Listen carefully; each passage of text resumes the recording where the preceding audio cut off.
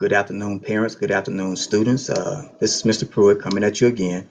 Uh, we have some important news to give to you and some procedures and things that we need to go over. I'm calling this the comeback because with everything we're going through, it's going to be good to see some kids back on campus. So let's go ahead and get started with the program, okay? First, let's get this right the first time. So parents, please pay attention. Earlier this summer, uh, you guys did a survey, which I'm calling the first survey. Uh, and you had a opportunity to choose if you wanted your child to do virtual learning or on-campus learning. We're going to start with the virtual learning piece first.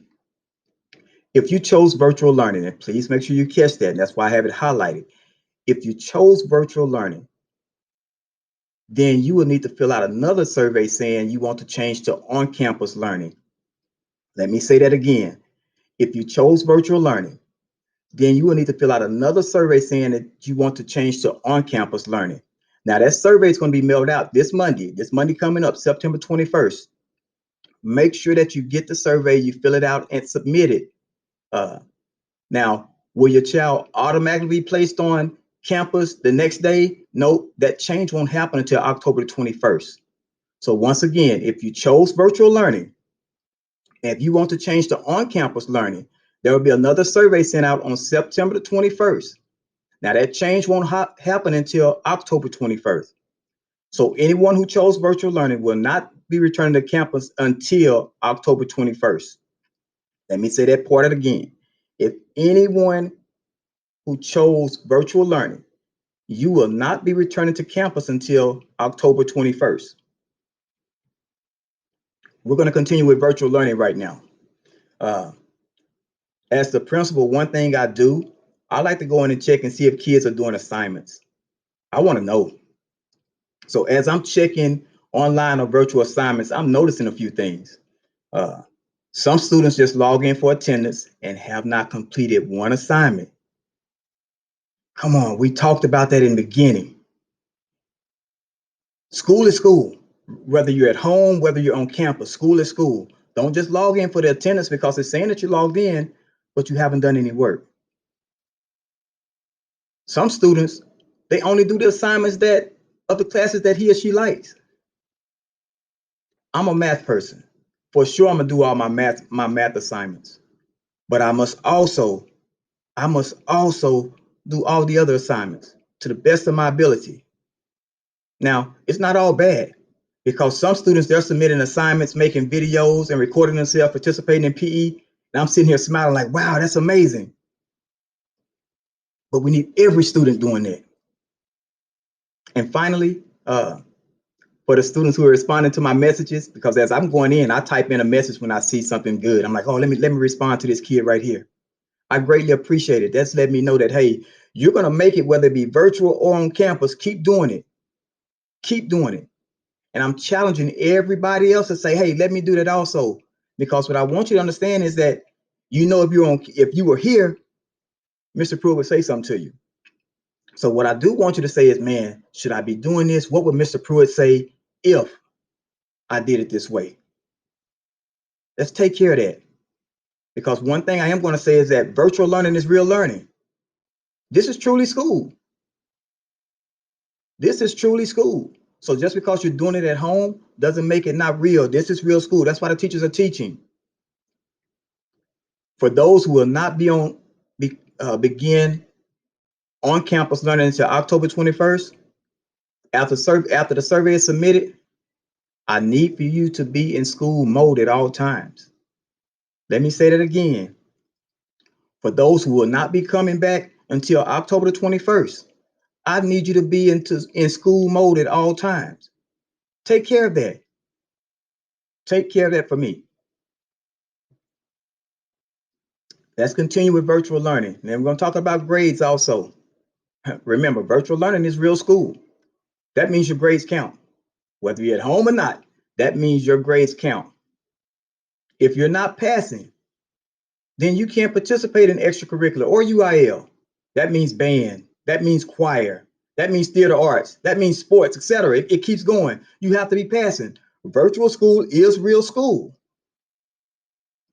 Now, the next progress report. The next progress report, let me say it like this. Your grades will be submitted next Friday, the 25th. Your grades will be submitted. And if you're not passing, then you can't participate in those things right there. And I know I have athletes out there ready to play football, ready to play volleyball, and even basketball. We have to take care of our grades.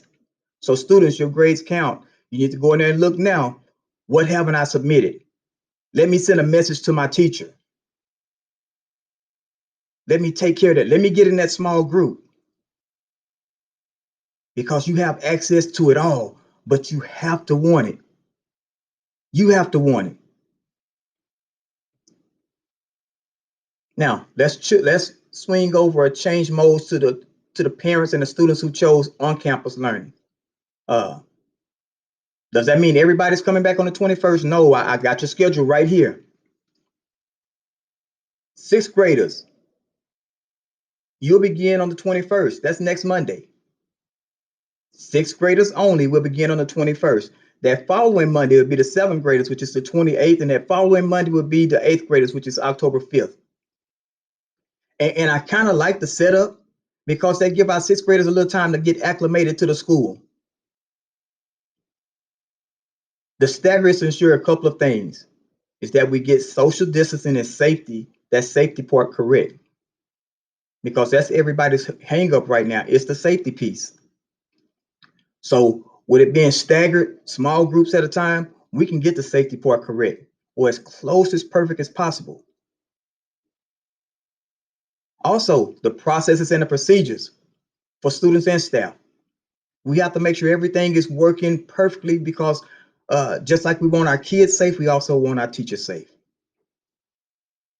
So parents, look at the schedule again. For those who chose on-campus learning, sixth graders will begin September 21st. Seventh graders will begin on September 28th. Excuse me for the bell. Eighth graders will begin on October 5th. Continuing on-campus learning.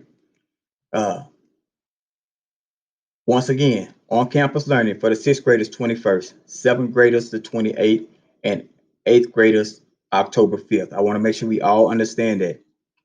That's only for those students who chose on-campus learning. So what does that mean? I think I said it, but I'm going to keep saying it because I want to make sure we're all on the same page. That everyone will still be working virtually on September the 21st, except for the sixth graders who chose on-campus learning.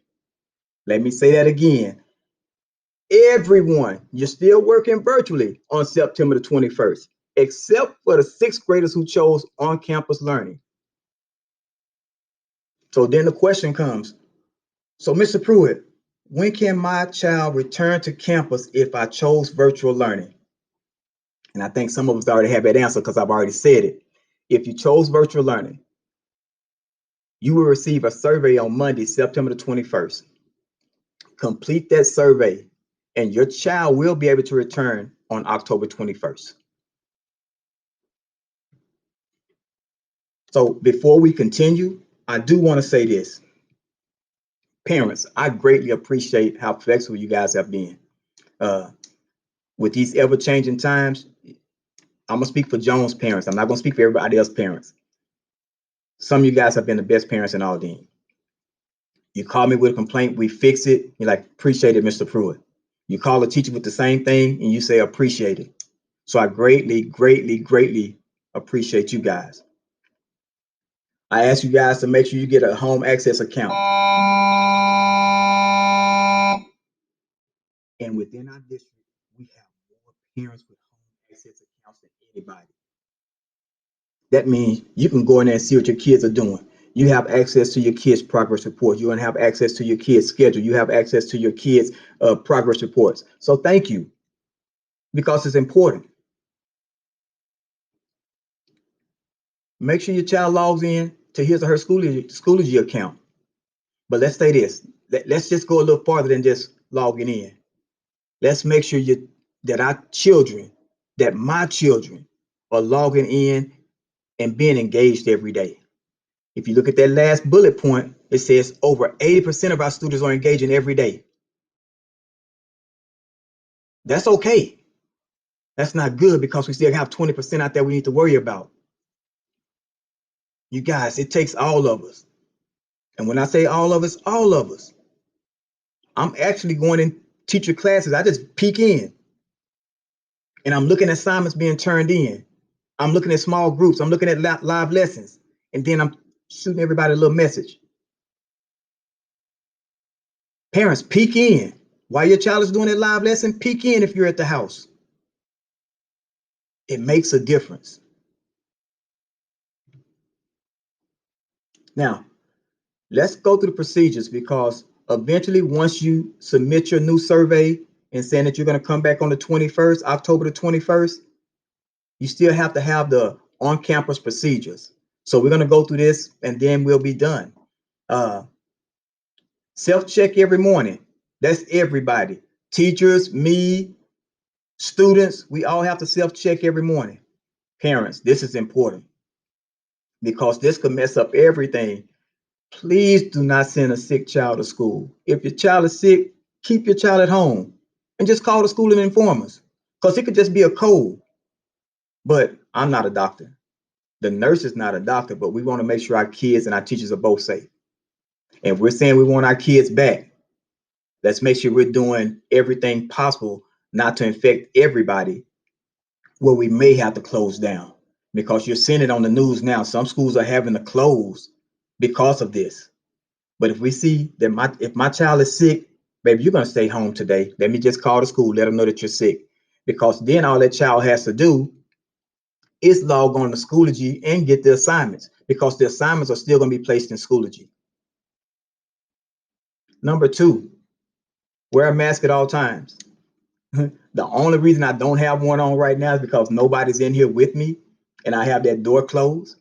But as soon as I walk out of this building, my mask is on. When you see me, my mask is going to be on.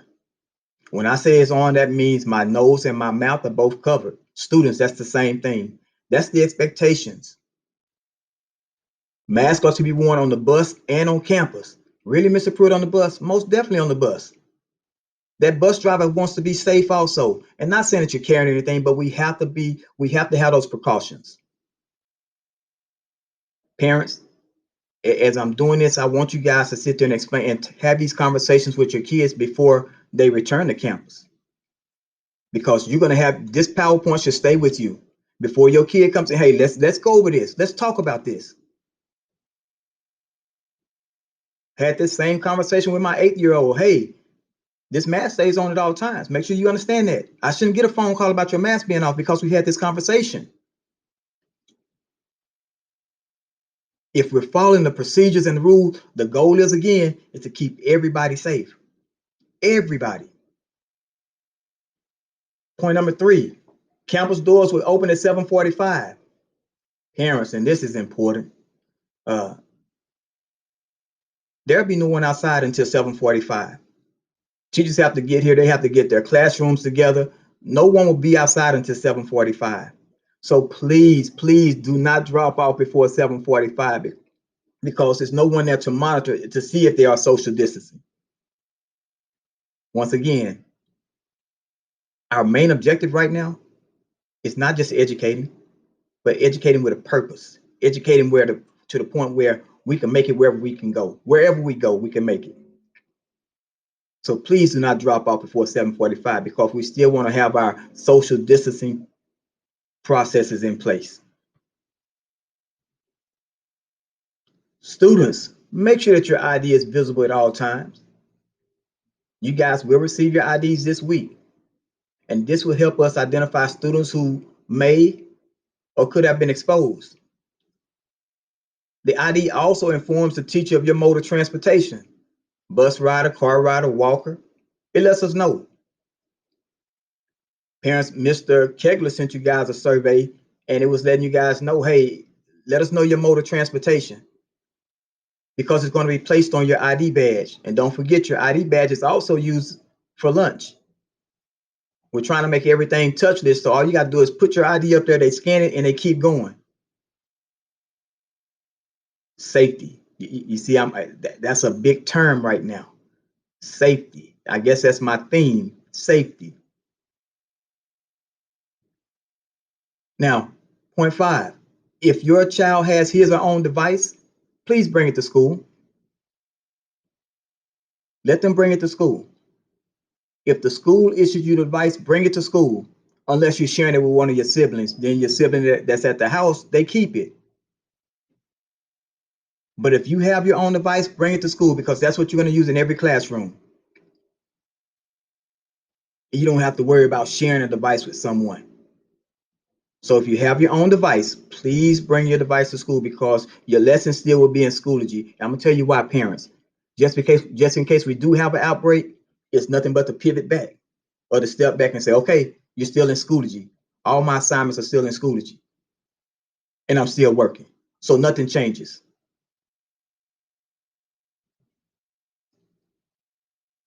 And I got this at one. Remember to follow all the rules as we try to keep everyone safe. I think we're not going to give you a rule that's going to hurt you. We're not going to go through any procedures that's going to hurt you. Our goal is to keep you safe, and not just you, but everyone. Remember to social distance at all times. Our goal is to do our best to protect you, but at the same time, you're responsible for protecting yourself. We have signs throughout the building. We have signs on the floor. All you have to do is pay attention. Just pay attention. Parents, every student will pass through a metal detector. This is every day. Uh, I was part of one of the first schools that had metal detectors in Aldine, and that was some years ago. And so we're kind of used to the process. And for my seventh and eighth graders, I know you guys are. Sixth graders, you'll get the process. It's not that hard. That's why I'm glad you guys are coming that first week by yourselves, so you can actually have it down before it gets real busy. But while we're waiting to go through the metal detector, we will still follow the social distancing guidelines. And don't forget, we're still wearing a mask. We enter the building, we enter the bus, we still having a mask. Car riders will be asked to social distance when they exit the car. Parents, please be patient with us because this is a new process for us. I know elementary, they have that car rider process. Middle school never had it. But this year we have to until we get back to our normal. So parents, just be patient with us just a little bit. The process is going to take a minute, but I think it's going to work out. Bus riders, make sure you're at the bus stop by 7:15 and that you sit in your assigned seat.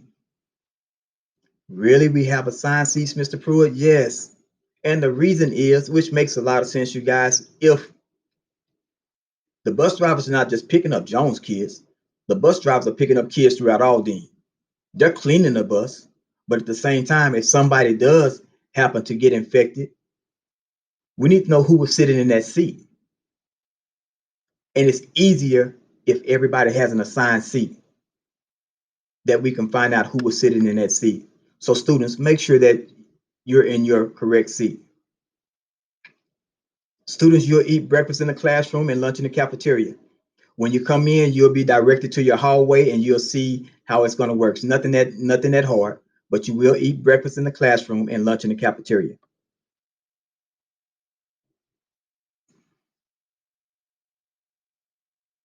Students, you will be required to sanitize your hands every time you enter a classroom. They have a sanitation station. So when you come in, you're going to get some sanitizer and wiping your head and making it to your seat. Every student for every classroom. Parents, dismissal will begin at 4 p.m.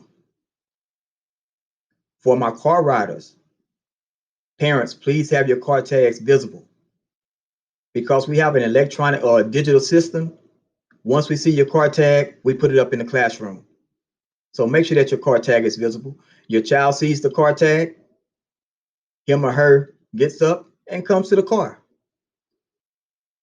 we will be releasing walkers and car riders first because we know your time is important and so is our time. Everybody's time is important. So we're trying to get our kids there as quickly as possible. Uh, Please have your child bring a sealed bottle of water or an empty refillable water bottle. It's important. We shut off all water fountains, but we do have watering stations so they can refill their bottles. Parents, as much as I want to give you a hug or a high five and all that good stuff, shake your hand, there's no visitors unless it is essential. And what's essential? You're coming to register, you're coming to withdraw, you're coming to pick up a sick child, etc. Can I come visit the building? No, we're limiting all that. If you leave that last little bit right there, says safety is paramount. That's why. The goal is, again, is try to keep everybody as safe as possible.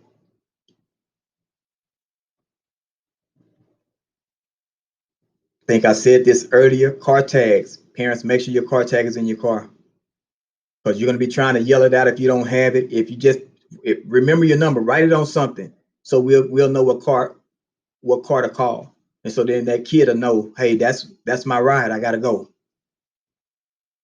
Because if it's not up there, the teacher's not going to let that kid out. There's a safety issue there. Bus riders, know your route number. Very important. Bus riders, know your route number. Parents, you see that last little bullet right there? Parents, download the Where's My Bus app. Put it on your phone so then you'll know when your child's bus is coming. You can see it. It tracks, that GPS basically tracks it for you. Once again, students in the morning, be at the bus stop by 7:15. And that could change depending on the bus driver, but the bus driver will let you know that. But for that first day for sure, be at the bus stop by 7:15. All right, cafeteria, lunch forms, free and reduced lunch. You guys, this is important because as I'm watching the news and I'm seeing the unemployment rate just rise, like, man, what are our kids going to do? Are our kids eating? Parents, if you fall in that category, please fill out a lunch form. Please fill out a lunch form because it's important that our kids eat. I can't even imagine not eating and trying to come to work. So can you imagine not eating, then coming to school and not eating, and they're asking you to do work? No. Parents, let that responsibility fall on us as an adult. Fill out that lunch form. You may qualify for reduced lunch. That's 40 cents. Let me knock that out. Breakfast is free for everyone. But when it comes to lunch, that's kind of hard for a kid to see other kids eating and I'm not eating. That's going to be hard for me to see that. So I'm asking you guys, please fill out a lunch form.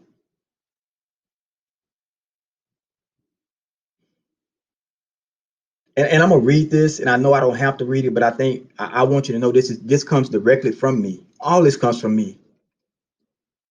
But parents, just know the procedures we have in place is to help make our school as safe as possible for your child. We will be teaching and modeling the procedures as we journey through these ever-changing times, and man, are they changing.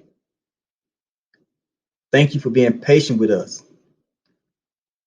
We understand that this has not been easy, and I'm reading it, you guys, because I wrote it. But we also want you to know that we appreciate everything you've done. You have, because not only have you been the parent, you've been the teacher. And some of you are saying, man, that is tough. Or my child needs that structure. And that's what we're here for. But also know we want to do everything possible to make sure your child is safe. And I truly mean that. And now you're saying, that's a lot, Mr. Pruitt. And it is. But the goal is to keep everyone as safe as possible. I see some of the negative stuff being said, but I am going to say this about Aldine. they're going to step and above for the safety piece, because I've seen it, and right now I'm witnessing it.